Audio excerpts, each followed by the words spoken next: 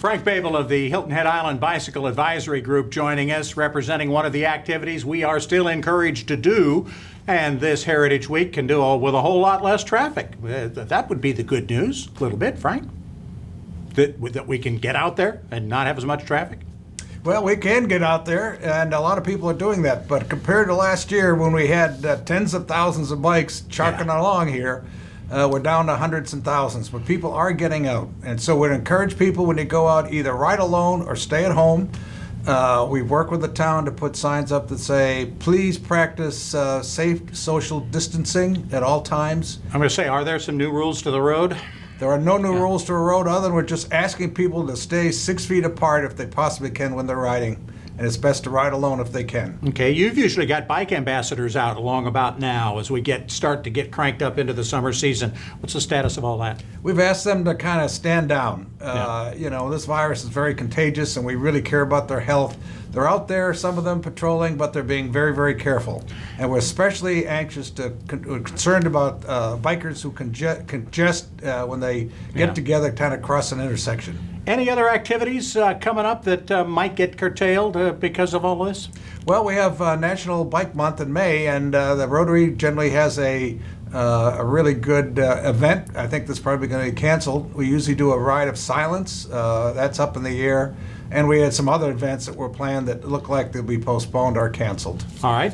Let's talk a bit about the future, since we've got a minute here to kind of take a look at the bigger picture. We're talking a lot about bridges between here and the mainland at some point, hopefully in our lifetime. Where's the Bicycle Advisory Committee get involved in all of this? You guys have been involved, haven't you? Yeah, we've been involved in a couple of ways. One, I'm a member of the corridor committee, and so I've been instrumental in helping make sure that the new bridge, whatever it is, however it winds up, is going to have a protected bike facility on it. Great. And that'll connect us with the mainland and Pinckney Island. The other thing we're involved in is Beaufort County has formed a new task force. It's a bike ped task force, and we've identified a whole bunch of routes that are needed, we think, in Beaufort County. We've prioritized them.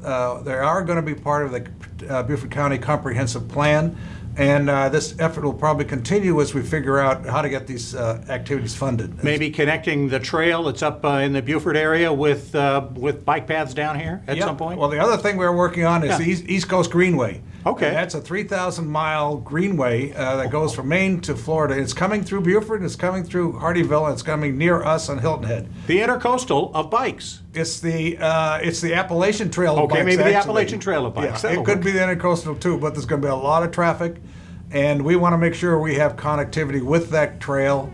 And we want to provide there's a lot of need in Beaufort County for safety reasons, getting kids to school, people connected and able to go to work on a bike. All right, some great things to be dreaming about before we can really get out and get after a summer of biking. Thanks so much, Frank. Frank Babel of the Hilton Head Island Bicycle Advisory Committee. When we come back, more on coping with the pandemic, which looks like we're going to be doing for the rest of April and into May.